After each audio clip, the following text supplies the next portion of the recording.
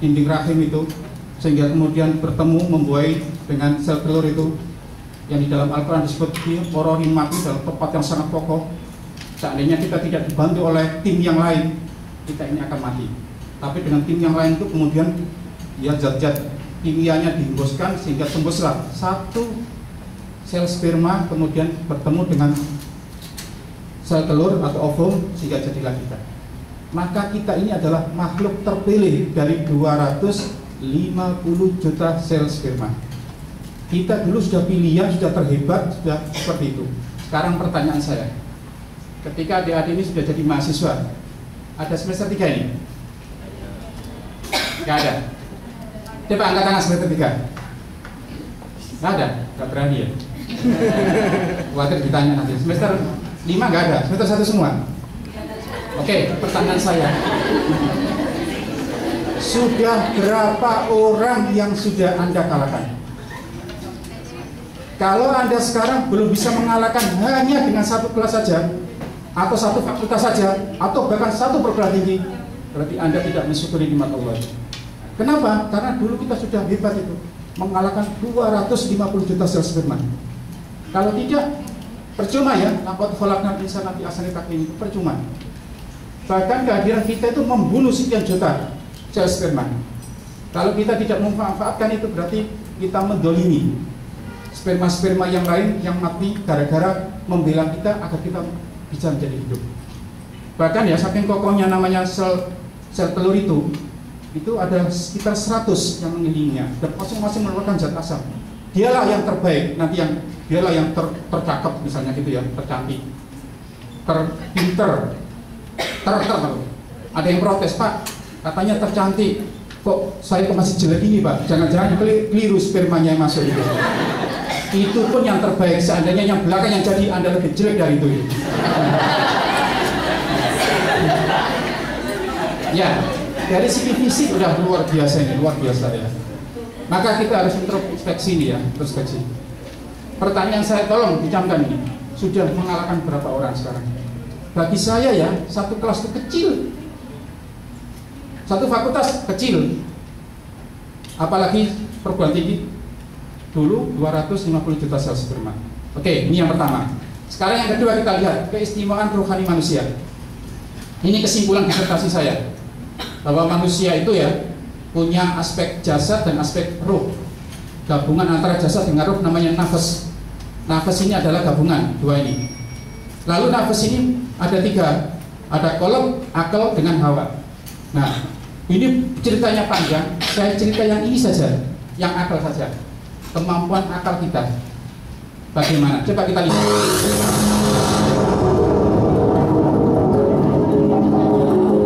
For Alison, as for every single one of us, learning something new means rearranging the way her brain works.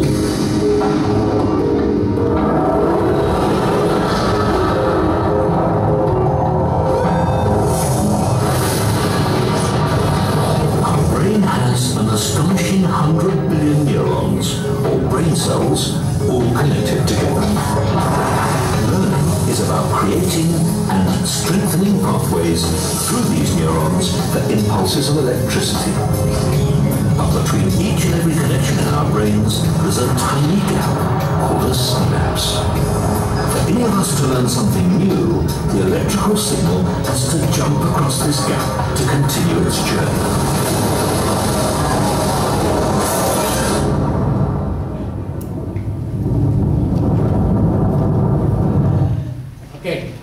Jika adik-adik kemudian otaknya itu dikasih kabel, masukkan ke komputer, ada alat namanya EEG ya, elektroencephalograph.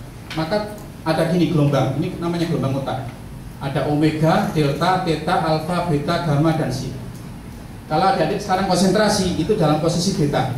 Laju kecepatannya kurang lebih 14 sampai 30 Hz. Tapi kalau sudah mulai agak ngantuk-ngantuk, turun ke alpha.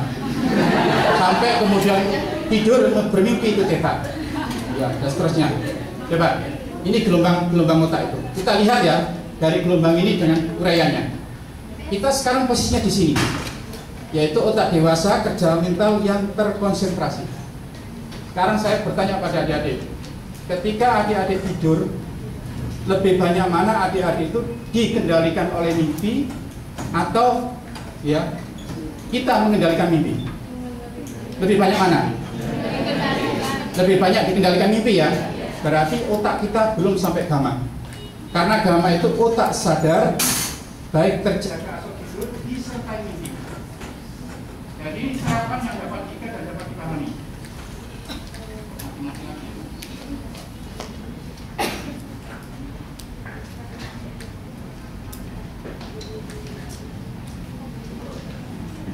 Suara saya itu keras nggak? Dengar nggak yang di belakang? Oke. Jadi otak sadar, makanya Nabi Ibrahim itu betul ya. Ini arafil manami ani adbahuka fandur madataro. Itu betul. Dulu ya, itu ketika gelombang otak belum ditemukan, dikira itu adalah imajinasi. Tapi itu bukan. Mimpi itu ada dua macam. Ada mimpi bawah sadar, yaitu otak theta, tapi ada mimpi atas sadar. Itulah otak gamma. Berarti otak kita itu baru di sini. Baru di sini. Maksimal laju kecepatannya 30 Hz. Belum ke gamma, apalagi ke sini. Apalagi ke sini. Coba sekarang saya tanya adik-adik. Ini 30, ini 200. 30 itu berapa persen dari 200? 30 itu berapa persen dari 300? Hah? Berapa? Berapa persen? Kebanyakan 15%. Coba 5 itu jika adik-adik itu orang terhebat. Misalnya gini, Pak Dekan, ini ngomong sama Pak Dekan kira saya dulu tuh masuk waktu senam PTN di UI, masuk, Unpad masuk, semua masuk, tapi saya nggak suka, semua saya tinggalkan demi UI saya masuk ke Dirosa ini. Berarti adik-adik itu posisinya anak-anak gifted, talented, cerdas istimewa. Yang kalau diukur itu laju kecepatannya lebih kira-kira inilah 30 ini. Karena adik-adik belum sampai pada mimpi, mengendalikan mimpi. Misalnya saya ingin mimpi ketemu ini, saya nanti dalam mimpi akan ini. Kalau belum punya kemampuan seperti itu, berarti otak kita baru beda ini, belum pada gamma. Nah, kalau kita punya otak ya laju kecepatannya 30, sementara ini ada 200, berarti otak yang baru kita gunakan itu 15%. Yang 85% belum digunakan. Maaf Pak Dekan ya, judulnya kan stres itu kan. Kalau adik-adik kuliah dapat tugas dari Pak Dekan, dari para dosen ini kemudian mengatakan, Pak saya stres Pak, itu adalah ucapan yang bohong sekali. Karena apa? Otak Anda belum digunakan. Belum digunakan. Belum. Allah sudah memberi kita jauh melebihi yang kita butuhkan. Hanya saja kita sendiri yang tidak pernah memanfaatkan. Itu masalahnya. Nggak ada yang belajar itu bikin stres, itu nggak ada itu. Itu ngawur itu. Ya karena semangatnya ya yang kurang itu. Nah, makanya ada cerita ini. Kita ada cerita itu. Konon otak yang paling hebat itu otak orang Indonesia kan. Pernah suatu saat ya ada kejadian orang kerjanya atau orang belajar itu saking luar biasanya dia migran itu sakit puyeng separuh ya, otak kirinya yang sering buat mikir itu bermasalah. Lalu dia ke dokter, ke psikiater di Indonesia satu pun tidak ada yang bisa menyembuhkan. Lalu dia ke Amerika, di sana setelah ada dokter, setelah diperiksa, waduh Pak, otak belahan kiri Bapak ini ada masalah. Apa itu? Wah ini ada infeksi Pak. Terus gimana cara menyembuhkannya? Ini infeksinya harus diangkat Pak, bahkan otak kirinya Bapak harus diangkat. Loh gimana nanti? Ini 50-50 Pak, kemungkinan hidup dan mati. Dan saya baru kejadian kali ini menemui pasien seperti Bapak ini. Gimana? Ya udahlah, saya nyerah pada dokter. Apa kata dokter saya ikutin. Ternyata apa? Ada ya, otak belahan kirinya diambil. Dan dokter heran, orang ini kok bisa ya? Belahan otak kirinya diambil, kok masih hidup ini? Baru kejadian di dunia baru kali ini, orang Indonesia lagi ini. Lalu apa? Dia sembuh, pulang ke Indonesia, kemudian bekerja, kuliah sebagaimana biasa. Satu saat ya, karena otak biasanya dua, pakai otak kanan saja, dia mengalami pengalaman yang sama, yaitu migran separuh bagian kanan itu. Lalu apa? Dia kesana lagi. Wah ternyata menjalar infeksinya itu. Lalu gimana solusinya? harus diangkat. Kemungkinan gimana? Ya saya tidak tahu Pak, baru kali ini kejadian. Ternyata udahlah, saya nyerah aja. Ternyata setelah diangkat, dia masih hidup. Baru kali ini orang 2 bulan otaknya diambil, dia masih hidup. Ternyata setelah diselidiki, otaknya bukan di sini tapi di dengkul otaknya.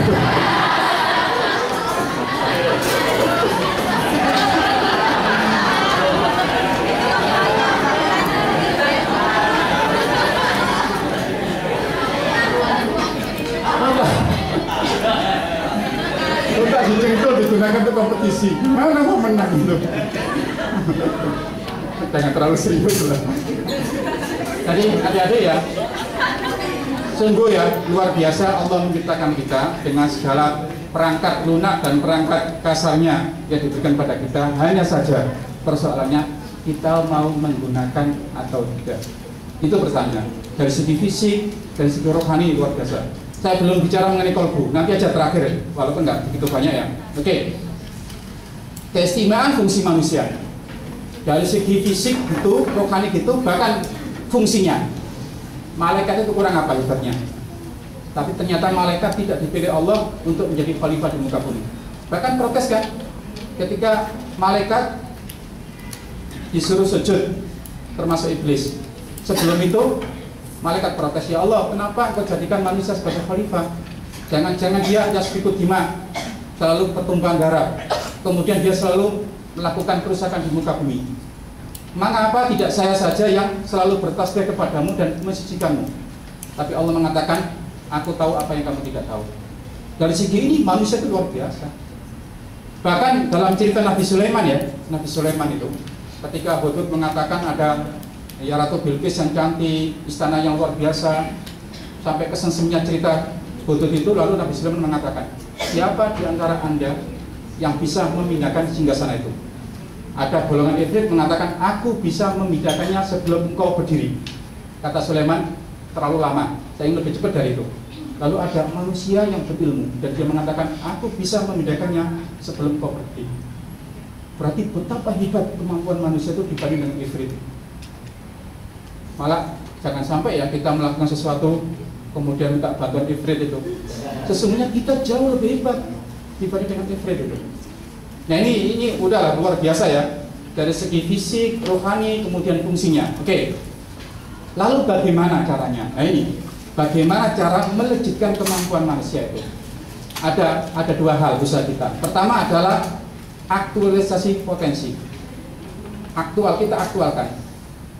Konon batu kalau masih di dalam tanah nggak ada harganya. Begitu diasah jadi batu intan, luar biasa mahalnya. Nah itu harus kita aktualkan. Kalau adik-adik tahu kerupuk gadung ya, kerupuk gadung itu kalau aslinya tuh waduh, itu mungkin nggak mau makan kali ya. Tapi setelah diolah, dikemas dengan kemasan yang bagus, akhirnya jadi barang yang mahal. Maka potensi yang ada dalam diri kita harus diaktualkan, dimunculkan. Yang kedua, pengembangan potensi. Yang sudah, jangan sampai berhenti di situ saja, tapi dikembangkan supaya grafiknya naik. Jangan sampai turun. Nah, salah satunya yang bisa kita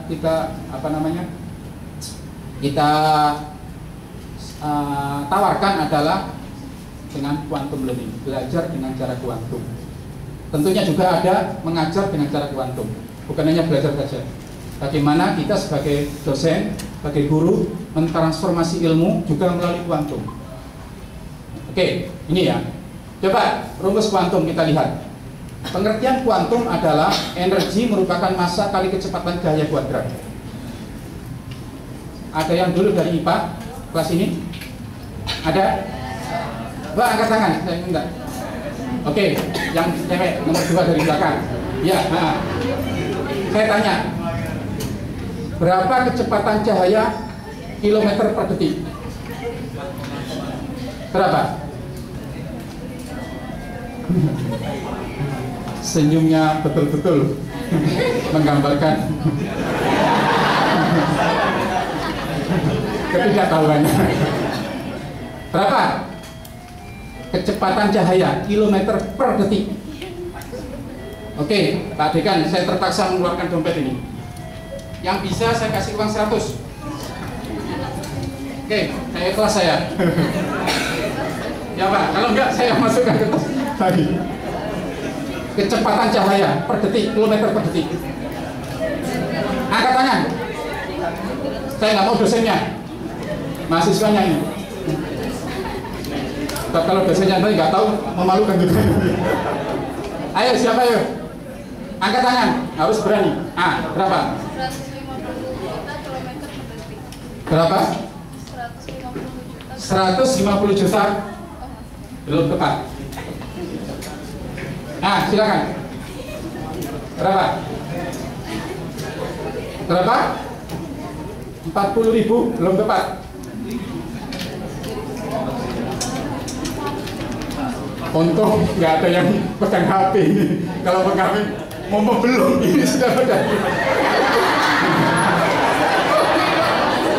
Kurang lebih 300.000 kilometer per detik. 300, kalau 299, sekian itu ya. Jadi, terpaksa saya masukkan lagi. 300.000 kilometer per detik. Adik-adik, itu cahaya mati. Sementara kita punya roh itu citranya adalah cahaya. Cahaya kita cahaya hidup. Disertasi saya mengenai roh. Cahaya mati saja kecepatannya 300 km per detik, apalagi cahaya hidup. Apalagi ibu ya. Makanya jangan berpikir gini, di mana ya malakul maut ya, malaikat Israel yang dari cahaya itu kalau mau mencabut orang. Ketika dari India kemudian ke Jakarta mau mencabut, jangan-jangan banjir, jangan-jangan macet itu. Jangan dibayangkan seperti itu. Cahaya mati secepatnya itu, apalagi cahaya hidup. Nah, maka nanti ada ya, salah satu pengertian itu mengubah energi menjadi cahaya. Fa inna ilma nurun wa nurullahi la yutalil asih. Itu nanti yang akan saya sampaikan itu. Itulah kuantum sebenarnya. Jadi bagaimana ya memaksimalkan cahaya yang ada dalam diri kita supaya kita bisa memperoleh jauh melebihi yang kita bayangkan gitu ya. Karena teori kuantum itu sebetulnya bukan teori belajar sebetulnya. Awalnya teori fisika. Makanya penggunaan istilah quantum learning adalah istilah kuantum pada konteks learning adalah suatu cara yang mana murid. Kenapa murid? Nanti saya jelaskan. Mampu memperoleh pengetahuan secara lompat sehingga penguatan itu didapat dengan cepat. Jadi kalau bisa belajar tidak usah lama-lama. Semakin diperpendek jaraknya, tapi maksimal. Tapi hasilnya maksimal, mutunya jauh lebih bagus daripada yang lama itu. Jadi pendekatan kita bukan pendekatan kuantitas tapi kualitas. Seperti itu. Kenapa ini murid? Bukan mahasiswa. Saya kurang suka menggunakan istilah mahasiswa. Saya lebih suka menggunakan istilah murid. Apa artinya murid itu? Orang yang menginginkan, orang yang menghendaki. Saya pernah ngajar di Malang dulu. Ngajar. Tadi kan saya ini nggak bisa bahasa Arab Pak, tapi dulu saya disuruh ngajar bahasa Arab waktu di Malang itu. Ya. Terus kemudian Malang kan dingin, sore hujan gerimis, ada separuh mahasiswa baru datang. Tiba-tiba ya, saya duduk di depan itu, ada mahasiswa bilang gini, Pak, dingin Pak, hujan lagi. Teman-teman juga belum pada datang nih Pak. Bagaimana Pak kalau kita nggak jadi kuliah saja? Langsung saya berdiri. Oke, assalamualaikum warahmatullahi wabarakatuh. Langsung saya pulang. Minggu depan saya masuk lagi, mahasiswa sebelum saya salam, biasanya kan pada ngomong gitu kan. Sebelum dosen salam, biasanya kan ngomong sama temennya gitu kan. Begitu dosen salam, baru dia diam gitu. Ini enggak, kalau datang diam semua, lengkap semua. Saya tanya, kenapa Anda kok diam? Takut Pak, Bapak marah. Lah kenapa marah? Kemarin Pak, kita kan janda Pak, kenapa Bapak kok pulang? Saya bilang, hari ini pun kalau Anda menghendaki saya pulang, saya dengan ucapan terima kasih pada Anda. Kenapa? Saya tanpa ngajar, sudah tanda tangan dan saya sudah dapat uang. Kenapa? Anda murid, saya murad. Apapun yang Anda inginkan akan saya kabulkan. Saya bilang gitu. Mohon maaf ya, tidak ada tepuk sebelah tangan. Untuk apa? Dosennya ngotot. Jangan ngotot ya, dosen itu ngotak, bukan ngotot.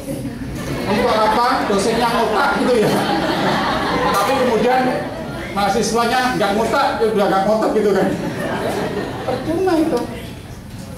Makanya saya kadang-kadang Pak Dekan pernah saya simulasikan bagaimana sih mahasiswa itu betul-betul enggak dia itu murid itu. Apa? Ketika saya ujian UTS, saya kasih lembar jawaban pada mahasiswa. Setelah saya kasih, oke, sudah siap? Siap Pak. Mana soalnya Pak? Ya udah, dengerin. Sekarang tugas Anda adalah, karena Anda sudah pernah kuliah dengan saya 6 kali pertemuan.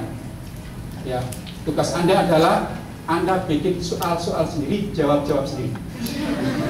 Oke, assalamualaikum. Saya keluar, saya ke kantor, kemudian minum kopi saya.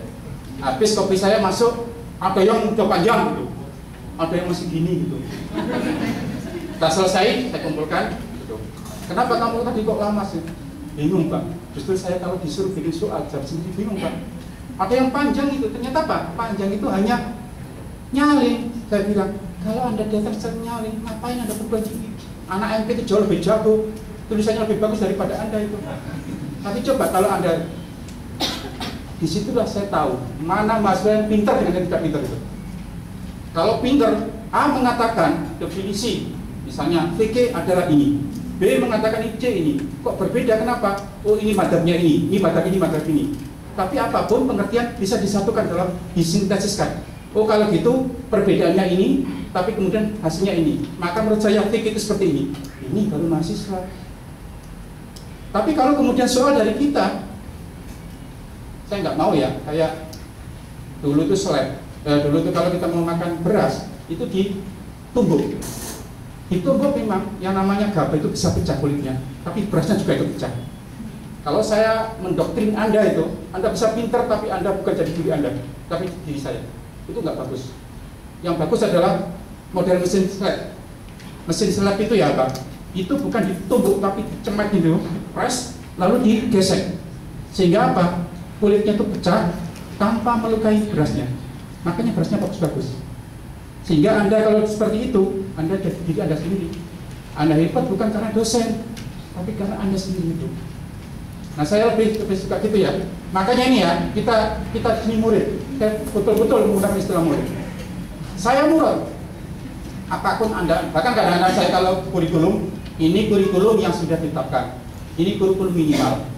Kalau kurikulumnya mau maksimal, apakah ada usul? Pak Aris kadang-kadang ada yang bilang gini, Pak, kenapa tidak ada hipnoterapi Pak? Oke, kita masukkan hipnoterapi. Dalam istilah tasawuf ada fana wal baqo. Saya cerita itu kan, fana wal baqo itu. Bagaimana bedanya hipnoterapi dengan fana wal baqo dalam istilah tasawuf? Wah itu, saya sering gitu ya. Apakah silabus yang sudah saya berikan ini menurut Anda sudah memenuhi keinginan Anda atau tidak? Kalau memenuhi, oke. Kalau enggak, silakan usul, akan saya tampung. Anda murid, saya murid. Jadi sudah bisa tergambar ya, kita bagaimana kuliah kita itu bisa melejitkan itu. Oke, seperti ini ya. Nah ini lompat nanti ya, lompat. Oke, bagaimana cara lompat itu? Sekarang pertama, definisi quantum learning adalah pemercepatan belajar. Nah, biasanya adik-adik tahu kan ada yang kelas akselerasi itu, anak-anak yang pinter, SMP-nya cukup 2 tahun, ya kan? SMA-nya cukup 2 tahun. Kemarin saya undang Alisa Subandono sama suaminya Dude untuk menceritakan bagaimana dia usia 22 tahun sudah tamat S2 Australia lagi kan. Dan saya nggak bayar apa-apa Pak, undang Alisa sama Dude. Kenapa? Karena ayahnya juga ngajar di situ. Jadi Pak Yoni, Mbak Alisa bawa sini dong sama OT Pak Musik. Malah ke sana itu. Ketika Alisa cerita-cerita gitu, malah nggak ada yang tanya bagaimana cara belajarnya. Tanyanya gini, Mbak Alisa, gimana Mbak Alisa kok dapat suami yang cakep kayak gini?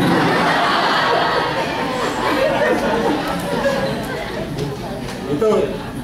Terus yang lain tanya gini, Mas Dude punya fotokopiannya enggak? Untuk saya gitu. Oke. Jadi kelas dia termasuk kelas akselerasi ya. Siapa itu? Alisa Subandono itu. Nah, ini pengertian ini memang bagus, tetapi syaratnya sulit. Kalau adik-adik mau menggunakan quantum learning dengan pengertian ini silakan, tapi syaratnya sulit. Apa itu syaratnya kita lihat? Murid pertama EQ-nya harus di atas 130. Normalnya kan 100 ya. 130 ini anak berbakat, anak cerdas istimewa, namanya gifted. Saya nggak tahu ya, Pak Dekan ini sudah pernah tes psikologi nggak? Belum ya, perlu tes psikologi di psikologi sana itu. Ya. Anda harus tahu kemampuan Anda seberapa.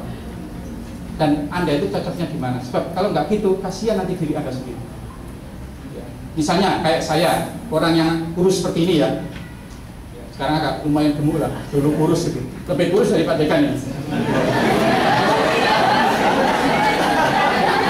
Tapi setelah saya masuk ke psikologi Pak, lain, agak gemuk. Karena apa?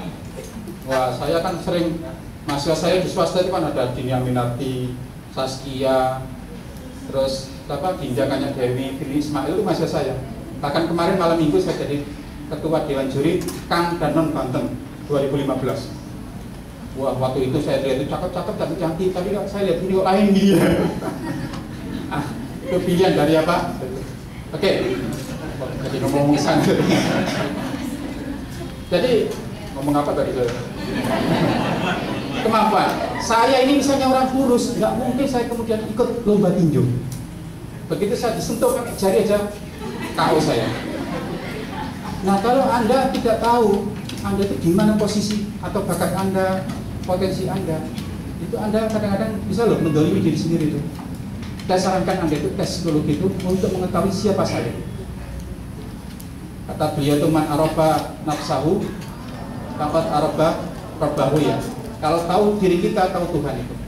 Kira-kira seperti itu. Oh, Tuhan ternyata menciptakan saya dengan seperti ini untuk tujuan ini. Oh, kalau gitu saya gunakan untuk ini. Kira-kira seperti itu. Oke, yang kedua kreatif. Yang ketiga komitmen pada tugas. Maka kita akan mendapatkan quantum learning. Coba kita uraikan satu persatu. Ini EQ itu. Rata-rata kita kan di sini kan, normal rata-rata itu. Belum superior, apalagi sangat superior, apalagi berbakat itu.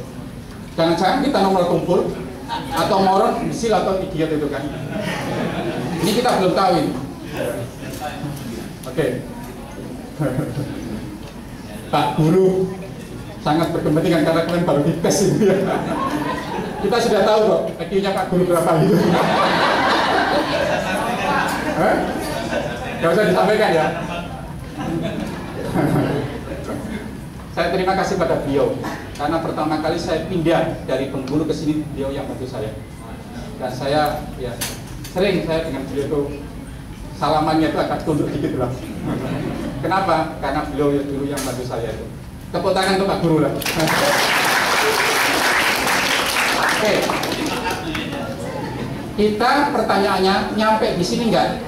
Kalau belum nyampe sini, berarti quantum learning pengertian pertama belum bisa dilaksanakan. Yang kedua, ciri kreativitas. Kita harus punya cara berpikir, kelancaran ini, keluasan, originalitas, elaborasi, bahkan redefinisi. Sulit ini juga ya. Orang kreatif itu sulit. Dan seringkali orang kreatif itu dianggap nyeleneh. Konon Columbus ketika menemukan benua apa? Amerika. Itu dikumpullah para apa namanya itu tentaranya. Ayo coba kumpul semua. Sekarang saya punya sayembara, siapa yang bisa menangkan dapat hadiah. Apa itu? Ini telur. Tolong telur ini Anda berdirikan. Satu persatu, tak satu pun tentara yang bisa memperdirikan telur. Begitu diberdirikan ini, satu. Lalu kata Columbus, masa gitu aja nggak bisa? Coba lihat saya. Telur diambil, diletakkan sedikit, tak gitu ya. Setelah rata, tak gitu kan rata kan? Baru kan? Nah, bisa kan? Ya Tuhan, kalau saya seperti itu juga bisa. Nah, kenapa tidak Anda gunakan? Jadi orang-orang kreatif itu suruh, seperti itulah gambarannya. Ya, cara kerjanya itu akan sedikit-sedikit nakal gitu ya. Maka Pak Dekan kalau ada mahasiswa sini yang akan nakal, belum tentu dia nakal beneran. Saking kreatifnya jika seperti itu. Bisa jadi ya. Oke. Tapi ini juga sulit. Seperti ini ya. Jarang orang-orang yang punya kreativitas yang luar biasa juga. Nah, ini yang ketiga, komitmen pada tugas. Kan tadi ada 3 syarat tadi kan. Coba komitmen afektif. Afektif itu perasaan. Saya tanya aja pada adik-adik ini. Ketika Anda kuliah, jangankan pada pelajaran yang Anda merasa sulit, yang paling mudah saja. Senang mana kira-kira disuruh untuk memilih? Kuliah dengan di luar ada tontonan sinetron apa gitu. Atau gini aja lah. Begitu diajar Pak Hamka, pas diajar itu kemudian berakhir. Kira-kira bandingannya berakhirnya ketika diajarkan Pak Hamka itu dibanding dengan adik-adik nonton sinetron. Kalau nonton sinetron di apa? Continue gitu ya. Harus nunggu besok lagi. Harus nunggu seminggu lagi. Pertanyaan saya, kalau Pak Hamka menyelesaikan pelajaran seperti itu, apakah perasaan adik-adik seperti itu? Pak Hamka, jangan dulu Pak Hamka, tambah lagi Pak Hamka. Saya nggak yakin. Komitmen afektif adik-adik nggak mungkin seperti itu. Apalagi komitmen ya, continue, kemudian komitmen normatif. Ya, karena ini waktunya itu saya menjadi. Walhasil, boleh kita menggunakan teori ini, tetapi syaratnya sangat sulit sekali. Dan saya yakin, jangankan adik-adik, saya juga nggak mungkin mampu ini. Mendingan kalau itu pengertian pertama kita hindari saja, kita cari pengertian yang lain. Nah, ini nanti Pak Aris nanti yang menjelaskan ya, saya sedikit aja ngasih konteks. Pak Aris nanti mohon diteruskan ya. Pengertian kedua adalah quantum learning itu adalah ini, sugesti dapat mempengaruhi hasil situasi belajar, baik positif maupun negatif. Sugesti, ana inda doni abdi, aku bersama persangkaan hambaku. Semakin tingkat sugestinya kuat kepada sesuatu, maka semakin mendekati dia memperoleh kesuksesan itu. Karena apa? Sugesti ada segala-galanya, baik positif maupun negatif. Yakin, ya, yakin itu betul luar biasa. Oke, apa makna sugesti itu? Suatu rangkaian ungkapan, sentuhan, gerakan yang disampaikan dengan cara tertentu dan dapat dalam situasi tertentu sehingga dapat memberikan pengaruh bagi mereka yang meresponnya sesuai dengan maksud dan tujuan. Ungkapan. Anda mohon maaf ya, yang pacaran kemudian digoda itu ya, dirayu itu adalah bagian dari sugesti. Coba dengan rayuan itu, hilang segala-galanya itu kan. Itu ungkapan. Kemudian juga bisa sentuhan, bisa juga gerakan. Ayo kita buktikan bersama sekarang. Coba ikutin saya. Nanti mungkin Pak Aris akan praktek, tapi saya yang sederhana saja. Coba ikutin saya. Tangannya begini semua. Nah, diposisi dulu. Oke, sudah ya. Kira-kira aja tempatnya di sini, caranya segini kan? Caranya segini ya. Oke.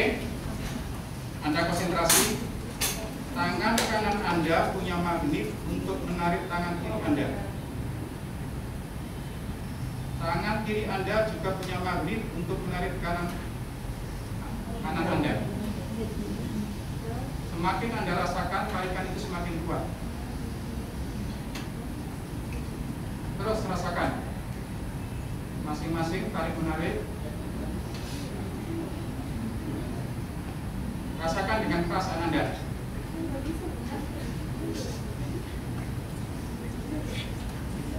Cukup, selesai. Tidak usah lama-lama.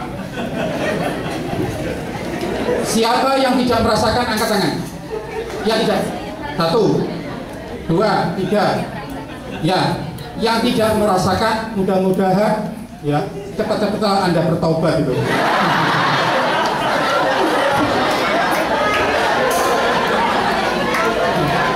Nah, yang tidak merasakan, dia tidak gampang tersugesti.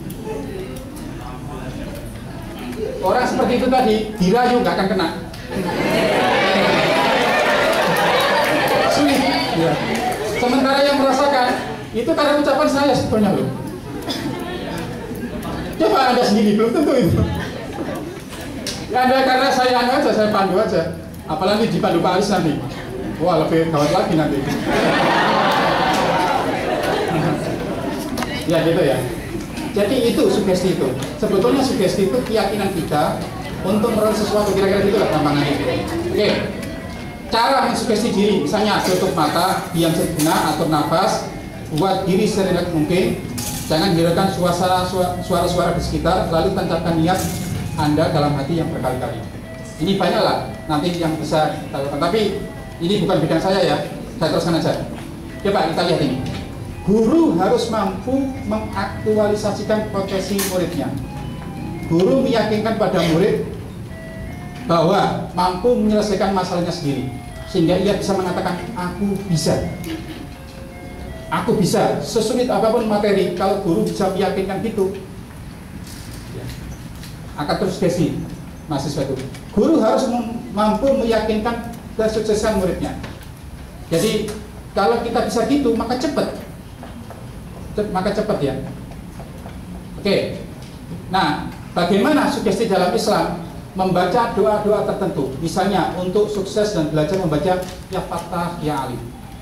Coba ya, ketika kita mau berangkat ya Fattah ya Alim, ya Fattah ya terus yang kuat itu akibatnya apa? Kita punya keyakinan Allah akan membukakan pintu kesuksesan ya untuk kita belajar. Ya Alim, ilmunya bisa transformasi kita. Pak, ini kan sudah menjelang semester ini Pak, saya kan gak punya uang untuk bayar SPP. Ya baca ya Fattah ya Rozak gitu. Pak, saya ini kok gagal manen, putus nyambung, ya Rahman, ya Rahim, ya Wadud gitu kan. Sambil berdoa, ya Allah, kenapa saya ini kok gagal terus ya Allah, putus nyambung. Ya Allah, saya sadar ya Allah, kalau saya ini jelek, sehingga kalau orang memutusin saya, ya wajar lah. Tapi jelek-jelek ini juga ciptaanmu juga ya Allah. Jika saya nggak laku ya Allah, yang malu bukan hanya saya, kau sebagai Tuhan seharusnya malu juga ya Allah. Kan nggak apa-apa kita curhat pada Allah kan? Kalau curhat pada yang lain nggak boleh. Kalau curhat pada Allah kan kenapa tidak itu? Kita doa memberikan sugesti pada kita seperti itu. Nah ini ya, silakan nanti adik-adik bisa diperhatikan. Oke, tapi ya coba hanya saja kelemahan sugesti itu di sini. Sugesti suatu pengaruh dari orang lain yang hasilnya cenderung negatif. Nah ini masalahnya. Biasanya sugesti itu awal-awal aja yang lebih bagus. Selanjutnya itu memang agak, tapi untuk semacam shock terapi bagus. Terapi kejutan ya pertama kali nggak apa-apa. Karena apa? Tergantung orang lain, ini yang masalah. Kecuali kalau adik-adik tidak tergantung orang lain, bisa atau auto hipnosis ya. Terus kemudian umumnya berlaku pada orang yang emosional, yang gampang tersugesti. Kalau tidak gampang tersugesti, makanya yang ikut siapa itu? Hari Ginanjar itu, targetnya ikut Hari Ginanjar adalah menangis. Bahkan ada yang tanya, kenapa ini ada salah satu peserta yang nggak menangis? Ada yang mengatakan imannya lemah. Wah, salah itu. Bukan imannya lemah, dia tidak tersugesti dengan audiovisual semacam itu. Dan dia bukan tipe orang seperti itu. Karena Allah itu menjadikan tipe-tipe kita itu macam-macam. Ada orang yang gampang tersentuh dengan audiovisual, ada yang tersentuh dengan ini gitu. Jadi nggak bisa ya kemudian itu dikategorikan. Nah, adik-adik yang orang rasional itu sulit disentuh dengan ini. Kemudian sehingga tak mampu berpikir rasional dan logis. Kalau orang nggak rasional, nggak logis, emosinya gampang tersugesti. Nah, kadang-kadang dalam pendidikan itu bukan sugesti yang dikemukakan, tapi motivasi. Karena motivasi itu usaha yang bisa memberikan semangat pada kita dalam kondisi sadar dan rasional, walaupun butuh waktu yang lama. Oke ya, kita tinggalkan sugesti ini. Insya Allah nanti Pak Aris akan banyak menjelaskan itu. Nah, kita sekarang yang nomor 3. Apa nomor 3 itu? Pengertian quantum learning melibatkan otak kanan melalui penajaman intuisi dalam belajar dengan menghadirkan seni. Kenapa? Selama ini proses pengajaran hanya melibatkan otak kiri tanpa melibatkan otak kanan. Akibatnya otak kanan sering mengganggu dan otak kiri cepat lelah. Bayangkan adik-adik ketika membaca buku filsafat, baru 2 baris sudah puyeng gitu. Tapi kalau membaca ayat-ayat cinta yang tebalnya segini, sekali duduk habis. Kenapa? Karena kalau baca filsafat itu pakai otak kiri. Kalau baca ayat cinta, novel itu pakai otak kanan. Makanya apa? Nggak gampang lelah. Bahkan kalau kita belajar itu seringkali otak kanan kita mengganggu. Kenapa kalau kita belajar 1 jam aja udah mau keluar saja. Sementara kalau nonton film sekian banyak waktu betah. Karena otak kanan. Sebaliknya sekarang. Kenapa ya? Kalau pacaran, mohon maaf saya gunakan istilah pacaran aja biar gampang dipahami. Kalau pacaran itu ya dingin nggak terasa dingin, lapar nggak terasa lapar, yang ngantuk tidak terasa ngantuk. Ada yang protes, Pak, saya kalau pacaran, Pak, kalau dingin ya dingin, Pak, lapar ya lapar. Kalau gitu cowok Anda itu jelek. Kalau cowok Anda cakep, nggak mungkin seperti itu. Makanya jangan ngomong gitu, Pak. Karena di situ pakai otak kanan. Nah, sekarang gini, bagaimana caranya kita itu melibatkan otak kanan ketika kita belajar? Makanya saya sering mengatakan pada mahasiswa itu psikologi, ayo kita belajar sambil berpacaran. Wah, Pak Muji itu ngajar yang bukan-bukan ini. Bukan gitu maksudnya. Coba saya pinjam bukunya, Mas. Kita belajar sama pacaran gini. Saya belajar, anggap ini adalah pacar kita. Kita sentuh aja sudah bergairahnya luar biasa. Ini saya tidak yang mata, seluruh semuanya tuh sentuhan ya. Bayangkan sentuhan. Anggap aja pengantin baru, kalau bisa semua hari itu malam semua. Gimana saya nyetur? Saya lupa tuh. Gimana? Nah, kalau ya Lailatul gitu ya. Akhir malam panjang aja. Jangan berhenti-berhenti itu. Seluruh jiwa raga kita menyentuh ini sudah luar biasa. Lalu mohon maaf ya, satu persatu kita telanjangi. Begitu kita telanjangi, kita mata. Aduh. Terus ya, semakin kita telanjangi, semakin masuk semuanya. Begitu mau akhir, mau udah akhir. Aduh, aku mau pisah kamu ya. Kapan aku ketemu kamu lagi? Cium.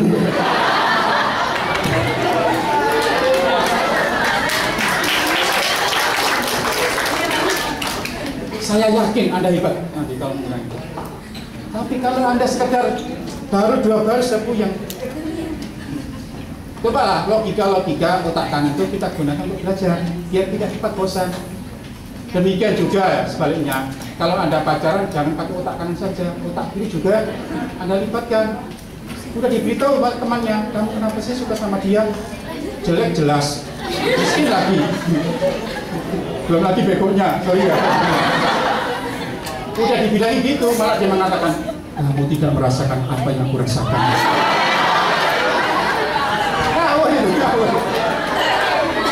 Kawul. Ya, oke ya.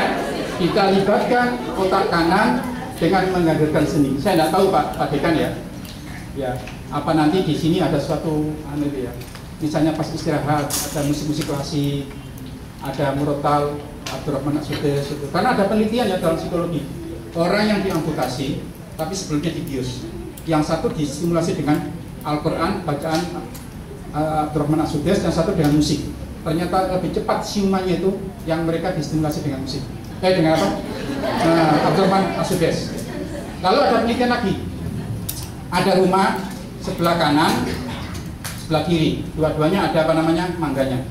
Yang satu distimulasi dengan musik klasik, yang satu musik rock gitu. Ternyata ketika musim buah, musik klasik lebih lebat daripada yang musik rock. Makanya Anda jangan sampai pakai musik rock nanti. Rontok ilmunya nanti. Itu jadi apa? Sesuatu itu bisa merespon dengan seni itu. Makanya saya nggak tahu ya ketika kita dalam posisi istirahat itu nggak ada salahnya. Itu biasa kok. Saya pernah ketika memperbaiki disertasi saya itu 3 hari 3 malam hampir tidak tidur. Tidurnya saya itu paling semalam. Itu pun di depan meja, depan komputer itu. Sampai ada pengalaman ya, karena roh ada pertanyaan gini, apakah roh orang yang hidup bisa komunikasi sama roh orang yang mati? Begitu saya mau menjawab itu, tiba-tiba ruangan saya itu wangi, wanginya itu aneh. Saya keluar, nggak ada, di ruangan wangi lagi. Saya almarhumah Bu Zakia sebagai promotor saya tanya, Bu, saya punya pengalaman gini, apa itu Bu? Ya Ibu, Bu Zakia, sim saja ya, begitu. Oh alam itu apa gitu. Tapi itu ya, apa namanya itu, kalau kita melibatkan otak kanan, dan saya suka ya sambil ada musik gitu ya, musik apapun suka saya, asal tidak terlalu nge-rap gitu ya, ya musik yang lama, apalagi yang lama lebih suka saya.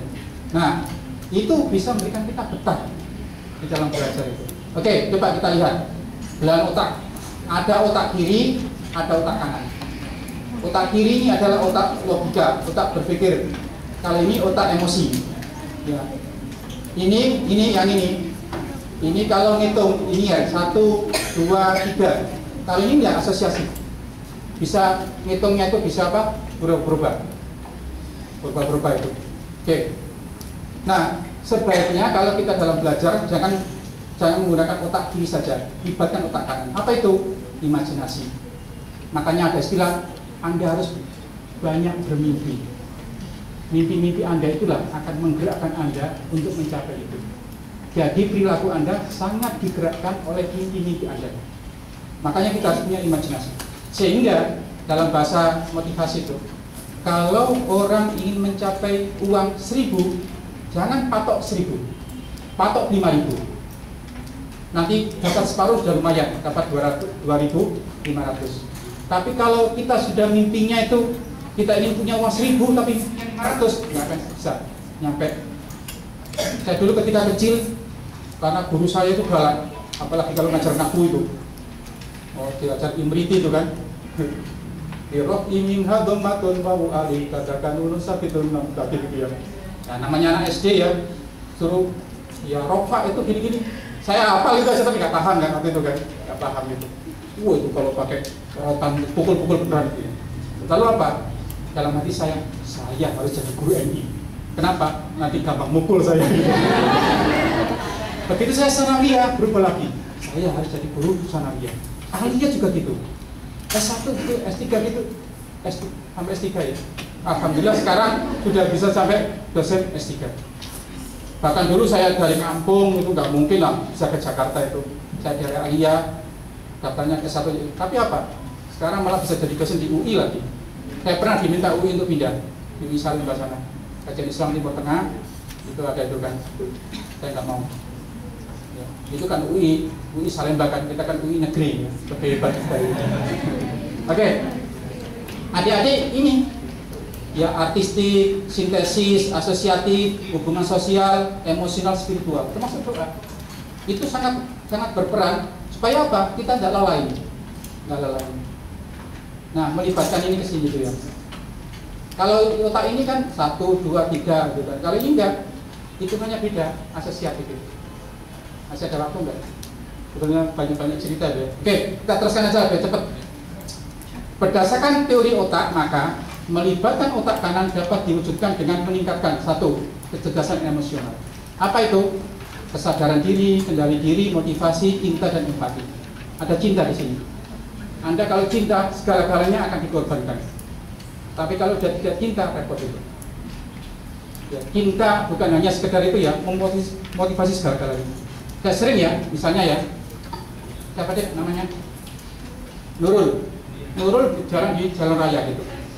Tapi kemudian ada anak-anak pang itu ya yang punya itu. Nurul dicolek gini, marah nggak? Marah. Memang gue wanita apaan, colek-colek segala gitu. Tapi kalau Nurul pulang, kemudian di sana ada adik kecil. Lalu adik itu digendong oleh Nurul. Lalu apa? Adik itu menjingan, tendang lagi. Nggak mungkin Nurul bilang ini, kecil-kecil sudah berani nendang, banting kamu. Malah disayang ya. Pertanyaan saya, kenapa di sana dicolek itu Nurul marah, sementara ini ditendang, dikecilin enggak marah? Karena di situ ada cinta. Cinta bisa mengubah segala-galanya ya. Maka cinta ini jangan hanya cinta itu erotik ya, banyak cinta itu kita maknai dengan yang lain. Lain kali aja lah kita bicara cinta itu. Oke. Empati. Terus menghadirkan sini dalam kegiatan belajar itu. Coba. Ini ada teori ya, prestasi murid itu ada 3. Ada ability, kemampuan, kemauan, dan kesempatan. Konon Kancil sama Ciput, ya kan? Kompetisi. Kancil ability-nya luar biasa, tapi sayang motivasinya rendah. Ciput aja kok mana bisa mengalahkan saya. Sementara Ciput terbalik, motivasinya luar biasa, kemampuannya rendah. Tapi ternyata dalam kompetisi itu dimenangkan oleh Ciput. Karena apa? Motivasi segala-galanya. Tetapi adik-adik ya punya kemampuan, punya kemauan. Ini panjang biasanya saya cerita ini ya. Ini 1 jam khusus satu ini aja ya. Punya kemampuan, punya kemauan, tidak punya kesempatan. Mohon maaf ya, Anda sudah dipercaya oleh Pak Dekan untuk masuk di fakultas Dirosat. Waktu menentukan kita ini pusing sekali itu ya, mana yang dicoret ini ya. Dan Anda lah yang diterima. Jangan mengecewakan Anda pada mereka-mereka yang tidak lulus. Kalau Anda mengecewakan itu, Pak Dekan itu berdosa itu. Kenapa? Jangan-jangan orang yang Pak Dekan ya, ini lebih bagus. Sorry ya, seperti itu. Kalau adik-adik nggak belajar beneran nih, ini kesempatan bagi Anda. Jarang loh, apalagi yang dapat beasiswa skala itu ya. Jarang punya kesempatan seperti ini. Makanya ini kesempatan yang mumpung itu ya. Dan kalau Anda sekarang membohongi orang tua Anda, yakinlah nanti kalau Anda jadi orang tua akan dibohongi oleh anak Anda itu. Maka betul-betul kesempatan ini jangan diabaikan itu. Bila perlu ini adalah rumah kita. Kita lebih betah di sini daripada di kontrakan kita, kira-kira gitu. Kita lihat Pak Hamka lebih cakep daripada siapapun orang. Kenapa, Bu?